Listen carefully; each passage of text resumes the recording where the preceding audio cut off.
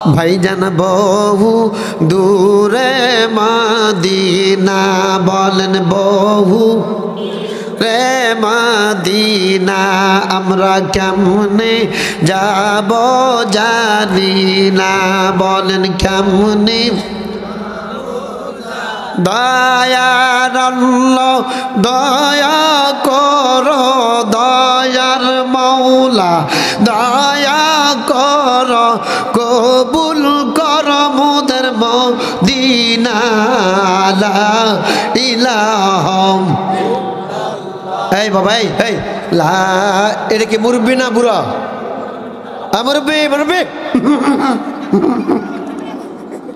লা ইলাহা। ভাই কষ্ট হচ্ছে? লা ইলাহা লা ইলাহা। চাঁদ সূরজার গ্রহ তারা আমার আল্লাহ নামের পাগল পারা। চাঁদ সূরজার গ্রহ তারা আমার আল্লাহ নামের পাগল পারা। লা ইলাহা জোরে লা ইলাহা লা ইলাহা ইল্লাল্লাহু মুহাম্মাদুর। সৈয়দপুর নুরানি তালিমুল কোরআন একাডেমি ও হাফিজা মাদ্রাসার উদ্যোগে আয়োজিত আজকের এই বিরাট তাফসিরুল কোরআন মাহফিলের আমার পূর্বে যত লোক আলোচনা করেছেন, অতিথি, প্রধান অতিথি, সভাপতি, বিশেষ অতিথি, বিভিন্ন এলাকা থেকে আগত কোরআন পাগল, রাসূল পাগল, দিনদার, পরেশগার, সামনে উপবিষ্ট পর্দার আড়ালে ভাই এবং মা বোন সহ সকলের কাছে জানতে চাচ্ছি আপনারা কেমন আছেন। ওই সবাইয়ের নাম একে একে বলতে, এমনি তো রাতের 12টা বাজাইছেন, ঠিক কিনা? ওইগুলা যদি হুইকা দেবার যায় তাহলে তো 1 ঘন্টা এদিকে যাবে। অতএব সবাইকে লক্ষ্য করে সম্মান দিয়েছি। অ্যাট ফার্স্ট মাই সালাম, আসসালামু কাবলাল কামাল। কথা বলার পূর্বে সালাম দাও, আমি প্রথমেই সালাম দিয়েছি, আপনারা জানেন। এই জন্য সম্বোধন করার সকলকে ওইভাবে বলার সময় হচ্ছে না। এই জন্য আমি আপনাদেরকে ক্ষমার সন্তুষ্টি দৃষ্টিতে দেখার জন্য বিনয়ের সাথে অনুরোধ করছি। আলোচনার শুরুতে জানতে চাই আপনারা কেমন আছেন। যিনি ভালো রাখলেন, যিনি থাকলেন, যিনি রাখার চেষ্টা করলেন, তিনি কে? ওই আল্লাহর দরবারে জোরে আওয়াজ দিয়ে বলছি আলহামদুলিল্লাহ। বিশ্ব নবীর প্রতি দরুদ সালাম সবাই বলেন সাল্লাল্লাহু। কোরআনুল কারিমের 2টা আয়াত তেলাওয়াত করেছি, হাদিস শরীফ পড়েছি, 3, 4, 5টা হাদিস পড়েছি। কয়টা ওয়াজ করবো চিন্তায় আছি। তো আমাকে একটু আপনারা 30 মিনিট সময় দেবেন, তার মধ্যে 5 মিনিট চলে গেছে, আর কয় মিনিট আছে? একটু কি সময় দেওয়া যাবে ভাই? কারণ আমার বড় কষ্ট, দীর্ঘ ঢাকা থেকে এসেছে জার্নি করে, আপনাদের কাছে যদি কথা বলতে না পারি বড় দুঃখ থেকে যাবে। কারণ এত রাত এদিকে মাহফিল হয় আমার আসলে জানা ছিল না। আখতারুজ্জামান ভাই আমাকে বলেও নি, আর আমি আসলে জানি না। এরপরে যদি ওয়াজ নেই তাই আমি আগে বলবো যে কয়টা পর্যন্ত ওয়াজ, তারপরে আমাকে ওয়াজ দেবেন। যেহেতু বন্ধু মানুষ, উনি ডেকেছে, তাকে কথা দিয়েছি, বিদায় এসেছি। তবে এই দিনে যদি কেউ বলে যে 20,000 দেন, 50,000, আমি তাও যাব না। কারণ কথার দাম মোমেনের কাছে সব চাইতে বড়। আর জোরে বলেন। কারণ মোমেন হতে গেলে কিন্তু দাড়ি লাগে না, টুপি লাগে না, এগুলো কিন্তু সুন্নত, এগুলো থাকবে, অস্বীকার করার কোনো সুযোগ নাই। তবে মোমেন হতে গেলে ওয়াদা রক্ষা করাটা একটা মোমেনের সবচাইতে বড় গুণ। আল্লাহু আকবার বলেন। কারণ আমি কিন্তু একটা মানুষ, কিন্তু আমি আপনাকে বুঝাবো এটা কি। প্লিজ ভাই একটু কথা বলবেন, আমরা শিক্ষক মানুষ, কথা বললে খুশি হব। আপনাদের সাথে কি জমি নিয়ে আমার কারো ক্যাসাল আছে? কোনো রাজনীতি নিয়ে ঝগড়া আছে? তাহলে আপনার কথা বলবেন না কেন ভাই? কোরআনের পক্ষে কথা বললে আপনি কি জানেন আল কোরআনু হাজ্জাতুল্লাকা আও আলাইকা কোয়ালান নবী আল্লাহ রাসূল বলছেন কোরআন কারো পক্ষে কাল কিয়ামত অথবা বিপক্ষে মামলা করে জাহান্নামে নেবে, কারো পক্ষে সুপারিশ করে জান্নাত দিবে। তাহলে কোরআনটা আমাদের পক্ষে থাক, আমরা কোরআনের জন্য কথা বলে জান্নাতি হই, এটা কি আমরা চাই না ভাই? ওয়াজ শুরু করি না এখনো, ওয়াজের মোশান চলছে, তবে 2 মিনিটে শেষ করব, এটা মাথায় রাখেন ইনশাআল্লাহ। তো যেটা বলতে চাচ্ছি, আমি অত দূর থেকে এসেছি যে ঢাকা থেকে, তাহলে কষ্ট করে ভাই টাকার বিনিময়ে এসেছি। আপনার ভাই এখানে আছে, আখতারুজ্জামান ভাই কোনো টাকা নিয়েছি? কত খরচ পর্যন্ত আমি নিয়ে শোনেন, আপনারা শুনতে পারেন। তাহলে আমি আমার পকেটের টাকা খরচ করে চলে এসেছি। এই জন্য কেউ উচ্চ বাক্য বলার কোনো প্লেয়ারও আমার সামনে নাই। কারণ আমি হয়তো কোনো দিন আপনাদের সৈয়দপুরে আসবো না, কিন্তু আপনাদের কিন্তু ঢাকা যেতেই হবে। আমি বাস স্ট্যান্ডে বসে থাকবো, আমি সেই মা খালি দেখবো যে সৈয়দপুরের কোনটা। আমি কি বুঝাতে পারছি ভাই? এই জন্য কোনো স্বরের ওপরে শ্বাসের আছে। আপনারা মনে করেন না যে হুজুর ওয়াজ করবে হচ্ছে মনে হয় ভয় পায় না। এই দুনিয়াতে নমরুদ কিন্তু আল্লাহর সঙ্গে বাড়াবাড়ি করে টিকতে পারে না, ঠিক কিনা বলেন? ফেরাউন, আবু জেহেল, উতবা সাহেব, এমনকি আমাদের দেশের লেডি ফেরাউন, এও আল্লাহর সঙ্গে গাদ্দারি করার কারণে এও টিকতে পারে না। পৃথিবীতে টুমরো, আজ হোক কাল হোক, সারা পৃথিবীতে যেই আল্লাহর সঙ্গে গাদ্দারি করতে আসুক না কেন, আল্লাহ বলছে আমার সাথে দিও না পাল্লা, আমি আল্লাহ রাখবো না তোমার কাল্লা। জোরে বলেন ঠিক কিনা? কথা বলেন ঠিক কিনা? ও মুসলমান, যারাই আল্লাহর সঙ্গে পাল্লা দেবে আল্লাহ তাদের কাল্লা রাখবে না। যারা ছিল এই বাংলাদেশের হিরো, আজকে তারা জিরো, হেরকিন বাতি দিয়ে খুঁজে পাওয়া যাচ্ছে না, ঠিক কিনা বলে? এই ইশারা কার? কথা বলেন। পালা রে পালাও, জলদি পালাও, নইলে তোদের গলা জুতার মালা। সবাই বলেন, পালা রে পালাও, জলদি পালাও, নইলে তোদের গলে। সত্য আসছে বাতিল তো কাঁপছে, সত্য আসছে বাতিল তো কাঁপছে, সত্যের হবে দেখো জয়ের মালা।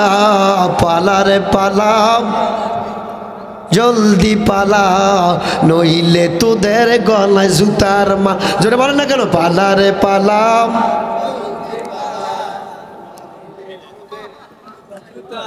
সোনা ভাইয়েরা, বন্ধুগণ লক্ষ্য করেন, খায়রুকুম মান তাআল্লামাল কুরআন ওয়া আল্লাম। ও মানুষ, তুমি কি জানো নি এই সমাজের মধ্যে কারা সবচেয়ে দামি মানুষ? আল্লাহু আকবার বলবেন না? আমার ছেলে যদি বিসিএস ক্যাডার হয়, আমি মনে করি আমার ছেলে ফার্স্ট ক্লাস অফিসার, আমি বাপ ধন্য। আমার ছেলে যদি ডিসি হয়, আমি মনে করি আমার ছেলে, আমার জীবন ধন্য, আমার ছেলে ডিসি। ও বন্ধু, তোমার ছেলেকে আল্লাহ তো দুনিয়ার মধ্যে শ্রেষ্ঠ মানুষ বলে নাই। আমার নবীর সাহাবীরা যখন এটার শানে নজুল হলো, মসজিদে নববীর মধ্যে বসে তারা যখন পরামর্শ করতেছিল, ও সাহাবী তুমি জানো নি এই দুনিয়ার মধ্যে কোন মানুষটা উত্তম, কোন কাজটা ভালো, কোন জিনিসটা দামি?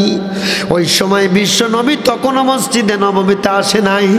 ওই সময় আল্লাহ কুদরত থেকে জিবরাইল আলাইহিস সালাম মাধ্যম বলে দিলেন, জিবরাইল রে তাড়াতাড়ি যা যা আমার বন্ধুর কাছে যা, আমার বন্ধুকে বলে দে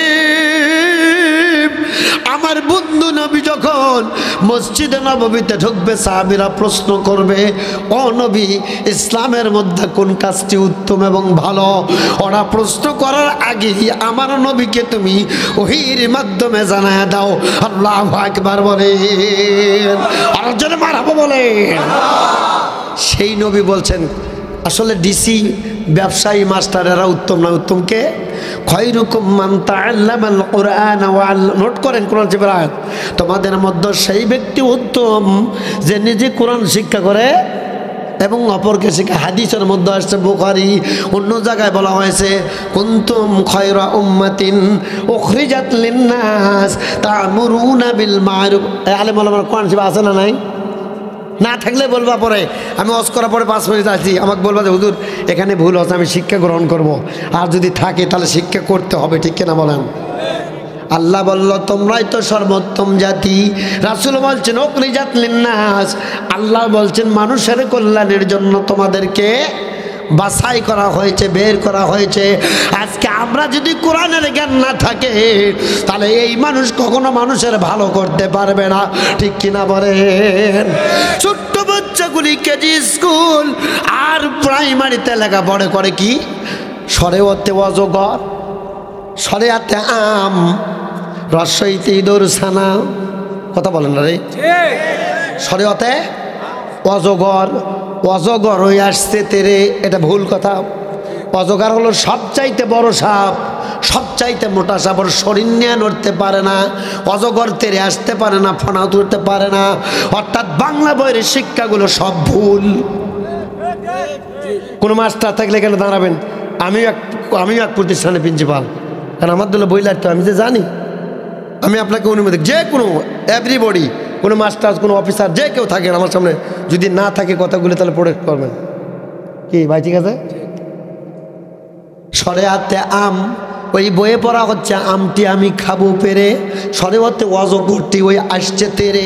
তার মানে অজগর জীবনে তেরে আসতে পারে না, ঘোষ পেড়ে আসে। আমি কয়েকদিন আগে ময়মনসিংহের পাহাড়ের পাশে ওয়াজ করতে গিয়েছিলাম, সিলেট গিয়েছিলাম জুড়ি থানায়। ওখানে ওয়াজ করে যখন রাত্রেতে গাড়ি নিয়ে 11টায় যাচ্ছিলাম, নিজের চোখের সামনে দেখেছি এই পার চা বাগান থেকে ওই পার বড় একটা পেঁপের গাছ, আপনারা চেনেন? শ্যাওলা সবুজ কলার গাছের মতো পেঁপের গাছ। ড্রাইভার হঠাৎ করে ব্রেক দিয়েছে, এটা কিন্তু কোরআন হাদিস নয়, বোঝানোর জন্য 1 মিনিট বলছি। ড্রাইভারকে বললাম, কি ব্যাপার খালে গাড়ি ব্রেক করছো কেন? হুজুর এটা দেখেন সরসর শব্দ হচ্ছে, এটা তো কোনো গাছ না। আমি লক্ষ্য করে 1 মিনিট দাঁড়িয়ে থাকলাম, দেখলাম বিশাল বড় অজগর সাপ, আল্লাহু আকবার বলেন, লেজটা পার হয়ে গেল সর্বশেষ। আমি বললাম, অজগর তো কোনো দেখিনি, এত বড় হয়? ওখানকার লোকদের জিজ্ঞাসা করলাম, বড় বড় পাহাড়ি অজগর আছে হুজুর, এগুলো রাতে শুধু বের হয়। কখন বের হয়? আহারের জন্য। আরে ওই আল্লাহ যদি এই সাপকে হার দিতে পারে, আপনি কিসের চিন্তা করছেন যে আমার ছেলে কেজিত লেখাপড়া না করালে ভালো স্কুলে না চাকরি হবে না, ভাত পাবে না? আলেমেরা কি চাকরি করে, খাওয়ায় কে? আরো জোরে বলেন, মুসলমান জোরে বলো, আল্লাহ খাওয়ায় কে? আহা, কয়টা দলিল দেবো শোনা ভাই? এবার বন্ধুগণ, শরিয়াতে আম, আমটি আমি খাবো পেরে, তার মানে এটা চুরি শিখানো হচ্ছে। এখানে কিন্তু লেখা নাই যে শরিয়াতে আম, আম দেখলেই পেরে খাওয়া যাবে না। কার গাছ আগে অনুমতি, কার গাছ, কোন ব্যক্তির গাছ তাকে বলতে হবে, অনুমতি নিতে হবে। অর্থাৎ এটা তো বলা হয়নি মানে আম দেখলেই তুই পেরে খা, এটা হলো চোর। আরে কথা বলেন না ভাই, কোন বই আছে দেখান যেভাবে লেখা আছে যে না আম পারা যাবে না, আগে তোমার গাছ হতে হবে, লেখা আছে ওখানে, লেখা আছে আমটি আমি খাবো পেরে। এই শিক্ষা বাচ্চাকে দিয়া এই বাচ্চাদের কখনো শান্তির সমাজ গড়া যাবে? আরো জোরে বলেন। তদানীন্তন সময় যারা 16 বছর পরিচালনা করেছেন, আপনারা হাজার হাজার কোটি টাকা শিক্ষা খাতে নষ্ট করে সব বেগমপাড়ায় বাড়ি বানাইছেন, ঠিক কিনা বলেন? আহা, কি বলবো ভাই, বড় আফসোস, কলিজাটা ফেটে যায়। আজকে স্বাধীনের কত বছর গেল, ভালো মানুষ আমরা খুঁজে পেলাম না। কথা বলেন না কেন? সব চোর আর বাটপার। কয়টা প্রমাণ নেবে? আল্লাহ মাফ করে, গোটা আমার আলোচনার সাবজেক্ট নয়। আমি যদি কোরআন দিয়ে প্রমাণ করে দেবো কথাগুলো ঠিক কিনা, ঠিক কিনা বলে। এবার হর্ষ হইতে ইঁদুর ছানা ভয়ে মরে। এইভাবে পড়াগুলি যদি না হইয়া নুরানি তালিমলের মতো সত্য সন্তানগুলো শিখত, শরিয়াতে হলো শরিয়াতে ওলি, শরিয়াতে আল্লাহ, আল্লাহু আকবার বলেন, শরিয়াতে ওযু করো, নামাজ পড়ো, শরিয়াতে আল্লাহকে ভয় করো, আল্লাহু আকবার। এই জন্য ছোট্ট বাচ্চা স্কুলে গিয়ে বলতেছে, বাবা হট্টি মাটিম পড়ব না বাবা, স্কুলেতে হট্টি মাটি মিটিম, মাদ্রাসাতে পড়ব বাবা আলিফ লাম আর মিম, বাবা মাদ্রাসাতে শিখবো আমি আলিফ লাম আর মিম, লা ইলাহা ইল্লাল্লাহ। ভাই একটু পান্ডা দাও,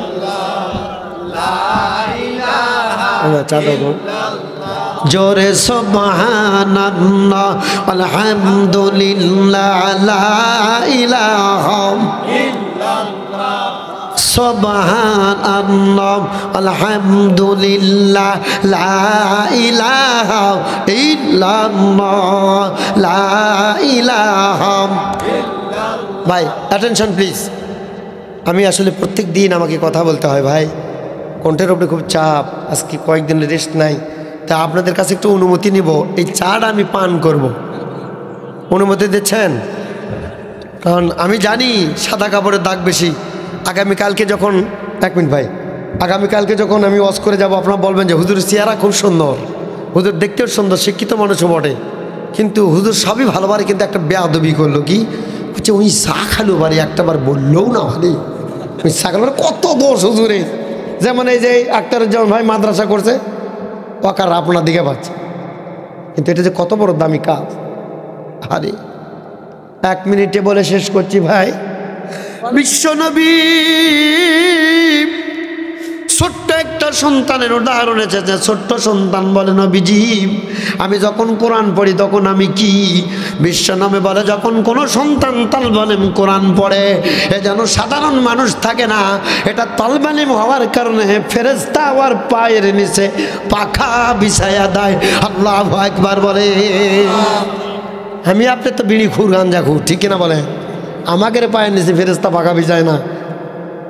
ফেরেশতা কার পায়ের নিচে পাখা বিছায়? ওই বাচ্চার কয়টা ভাই একটু চা পান করে একটু জিকির করা যাবে? আপনারা বলতে পারেন যে জিকির হুজুর কই পারেন, শোনেন বুকরতাও সূরা আহজাবের মধ্যে আয়াতগুলো দেখবেন, সকাল সন্ধ্যা আল্লাহ জিকির করতে হবে। আর এক জায়গায় বলে উস্কুরু যিকরান কাসীরা, বেশি বেশি করে অধিক পরিমাণে জিকির করো। কোরআন শরীফ আয়াত সূরা আহজাব লেখেন মোহাব্বত এলা। এই জন্য চলার সময়, ফেরার সময়, ওঠার সময়, বসার সময় বাজে কোনো কথা না বলে মনে মনে জিকির করবেন, খুশি হবেন। কে? লা ইলাহা ইল্লাল্লাহ, লা ইলাহা।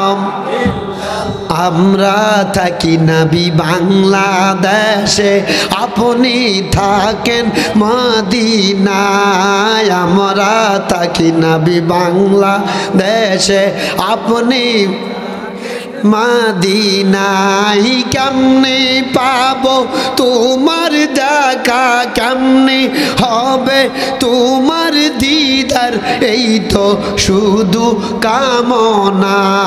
সুবহানাল্লাহ আলহামদুলিল্লাহ লা ইলাহা ইল্লাল্লাহ সুবহান।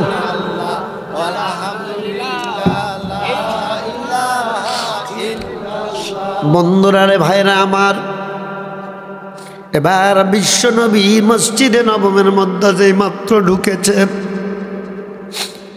সমস্ত সাহাবীরা নামাজের পর আমার নবীকে প্রশ্ন করার আগেই নবী বলছে উমুক সাহাবী তোমরা এসো।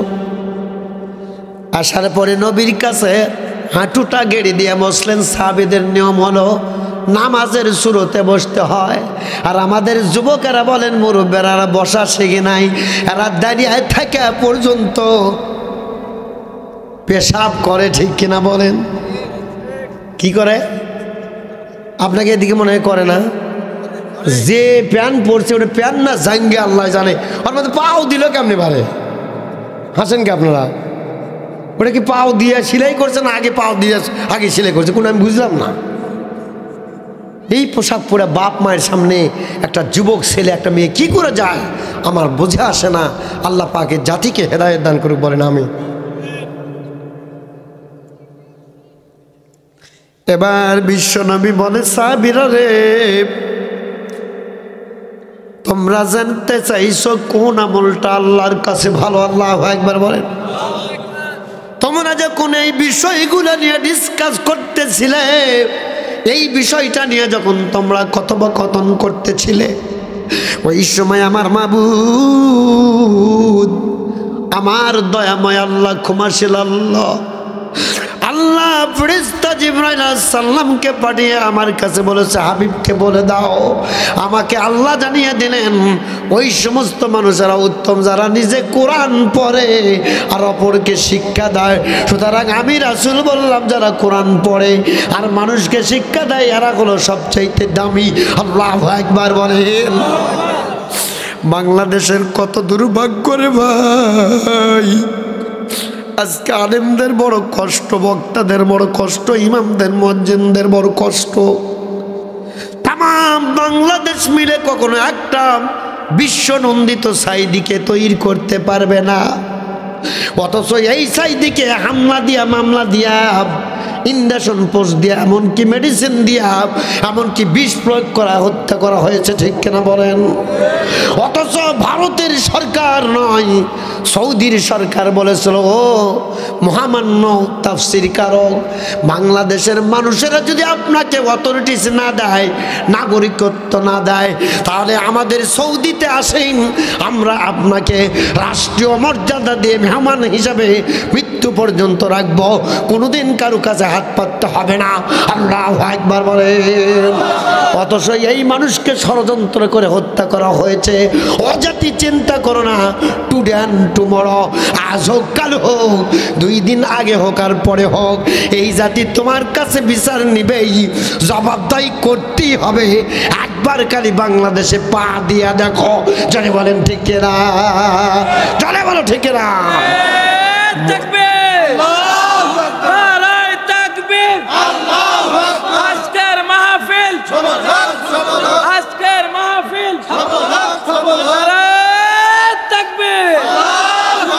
ভাই কষ্ট কি হচ্ছে?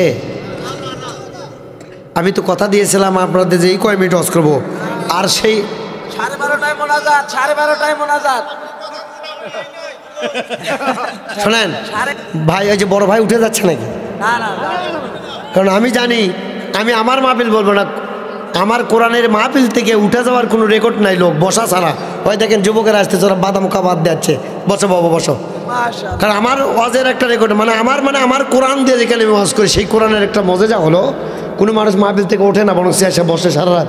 আমি যদি সারা রাত ওয়াজ করি, এই আল্লাহর কালামের জন্য মানুষ থাকবে, এটা কার বরকত? কিন্তু আপনার কর্তৃপক্ষ যদি ভুল করেন, আমাকে উঠে যেতে যদি 11:30 উঠে দেন, তাহলে দোষ কি আমার না আপনাদের? আমি আসছি মাগরিবের পরে, আমি একটু রেস্ট বন্ধে নিইনি ভাই। অনেকে তো জানেই না যে আমি প্রধান বক্তা। আমার ওটি যাই গল্প করেছে বক্তা কোনটা, মানে আমাকে দিকে পছন্দ হচ্ছে না বক্তা। আসলে এইরকমই হয়, কি বলেন? আহা, আল্লাহর কাছে অহংকার চাই না। আল্লাহ যেন কাল কিয়ামতে আমাদের সকলকে এই কোরআনের কারণে একটু জান্নাতে একটা কোণে আমার মতো একটা গুনাহগারকে আপনাদের সাথে জায়গা করে দেয়। সকলেই বলেন আল্লাহুম্মা আমিন। শোনা ভাইরা, এইরকম মাহফিল হোক, এইরকম মাদ্রাসা হোক, এটা কি আপনারা চান না? আমি কয়টা বলে শেষ করবো, দেখেন এমন আলোচনা করবো যেটা হয়তো কখনো শোনেননি, কিন্তু কোরআন হাদিসের বাইরে নয়। আমি বিশ্বাস করছি আপনাদের এটা ভালো লাগবে। আলহামদুলিল্লাহ বলেন। আখতারুজ্জামান ভাই কিন্তু বক্তা সিলেক্ট করতে ভুল করে নাই, কিন্তু বক্তা আমি বোকা, মুসল্লি সিলেক্ট করতে ভুল করছি। হাসতেছেন ভাই, আমার বড় কষ্ট। আমার মাহফিলে এই কয়টা লোক আমি জীবনে দেখিনি, ইউটিউবে সার্চ দিয়ে দেখবেন। আর আমার মাহফিলে এমনি কালকে আসে জয়পুরহাট একজন চলেন আমার সাথে, আসে অন্তত বলতে পারবেন লোক। আমার মাহফিলে সর্বনিম্ন লোক থাকে 3 থেকে 5 হাজার, আর উপরে তো আসি। গত রাত্রে আমি ঢাকা প্রোগ্রাম করেছি, ওখানে অন্তত 20-30 হাজার লোক। তো এই মাহফিল আছে, যে কয়জন দেখতেছি এগুলো সাইডে চেয়ারে বসে থাকে, এইরকম বাইকের মতো চেয়ার দেয় 200-300, সাইডে পিছনের দিকে এরকম লোক বসে থাকে। তো এই জন্য ভাই কষ্ট। আমার মনে হয় আপনাদের দিকে ওয়াজ চলে না, গান মনে হয় খুব হয়। বাংলাদেশের মুসলমান সমাজে যদি গান চলে, ডিজে পার্টি চলে, প্রত্যাখ্যান করবেন। এদের সঙ্গে কেউ ছেলে মেয়ে বিয়ে দেবেন না, কারণ এটা নবী বিরোধী কাজ। কি বিরোধী? কোনো জায়গায় কনসার্ট হতে পারবে না, কারণ কনসার্ট যদি হয় সেটা ইসলামিক কনসার্ট হতে হবে, ঠিক কিনা বলেন? 95% মুসলমানের দেশে তোমরা গান বাজনা করবা। এই যে গত 2 দিন আগে গেছে, কি যে 16ই ডিসেম্বর মহান বিজয় দিবস, আহারে কত যে পেতানি আর গুতানি খাচ্ছে এই মুক্তিযোদ্ধাগুলা, যারা মারা গেছে এই দেশ স্বাধীন করবার যায়। কারণ ওদের কি অপরাধ ভাই? ওরা আমাদের জন্য ভালো কাজ করছে। আর ছেলেরা পিকনিক খাচ্ছে আর মেয়ে নিয়ে নাচাইছে, প্রত্যেকটা জায়গায় গান আর ডান্স হয়েছে বিজয় দিবস উপলক্ষে। কবরের মধ্যে ওরা খালি গেতানি খাচ্ছে। ফেরেশতা বলতেছে কি জন্য স্বাধীন করছিল? গুতা খা। কথা বলেন না কেন?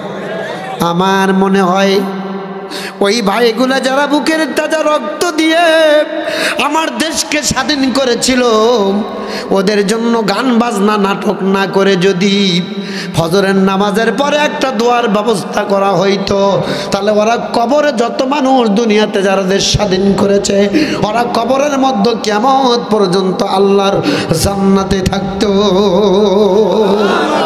কথা বলে? এটাই তো কোরআন প্রমাণ করে। কোরআনে তাই লেখা আছে, যারা দেশের জন্য জীবন দিয়েছে এরা হলো শহীদ। আলহামদুলিল্লাহ বলেন। এরা কি শহীদদের কয়েকটা মর্যাদা আমি এত বলতে পারবো না কিতাব থেকে, তবে আমি বলছি দেশের জন্য যারা জীবন দেয় তারা শহীদ। তবে তাদের মধ্যে অবশ্যই নামাজ, কোরআন, ইসলাম থাকতে হবে। একজন ভাই জীবনে নামাজ পড়ে নাকি দেশের জন্য শহীদ, তাকে শহীদ বলা যায় না। কেন? তার শরীয়তের যে প্রথম শর্ত তার মধ্যে ঈমান আছে কিনা দেখতে হবে। এখন হিন্দু যদি মারামারি করে মারা যায় আপনি ওকে শহীদ বলবেন নাকি? কথা বলেন না কেন ভাই? কষ্ট পাচ্ছেন কি? সনাতন ধর্মের কোনো ভাই থাকতে পারেন, আপনি আমার ওয়াজ শোনেন, একটা জায়গায় যদি প্রশ্নবিদ্ধ হয় আপনি আমাকে জানাবেন, আমি সংশোধন হওয়ার চেষ্টা করব। আলহামদুলিল্লাহ বলেন। এবার বন্ধুগণ, আমার নবী যেই মাত্র এই কথাটা বলেছে রে বন্ধু, সঙ্গে সঙ্গে সাহাবীরা একজন ওখান থেকে উঠে রওনা দিয়েছে। নবীজি এর চেয়ে কম করবো না, বেশিও করবো না। আল্লাহু আকবার বলেন। বিশ্বনবী সঙ্গে সঙ্গে বললেন, ও সাহাবীরা, তোমরা যদি জান্নাতি দেখতে চাও তাহলে ওই মানুষটার দিকে তাকাও। এই মানুষ যেটা বলেছে সেটাই যদি করে, আমি রাসূল গ্যারান্টি দিলাম এ জান্নাতি। আজকে আমাদের সমাজে বলা হয় অভাব অভাব অভাব, অভাব কেমনি যাবে? যাবে না। তদানীন্তন সময় দেশের প্রেসিডেন্ট ছিল মুসলিমের 4 জন খলিফার মধ্যে 3 নম্বর খলিফার নাম কি আপনারা জানেন? হযরতে ওসমান গনি রাদিয়াল্লাহু বলেন। এই ওসমান গনি রাদিয়াল্লাহু এত ধন সম্পদের মালিক। ওনার সময় একজন মুহাদ্দিস ছিলেন, প্রখ্যাত মুহাদ্দিস, নাম হলো আব্দুল্লাহ ইবনে আব্বাস। আর একজন বলছে আব্দুল্লাহ ইবনে মাসউদ রাদিয়াল্লাহু, কি নাম? মাসউদ রাদিয়াল্লাহু। ওনার ছিল 3 থেকে 4টি মেয়ে, ছেলে ছিল না।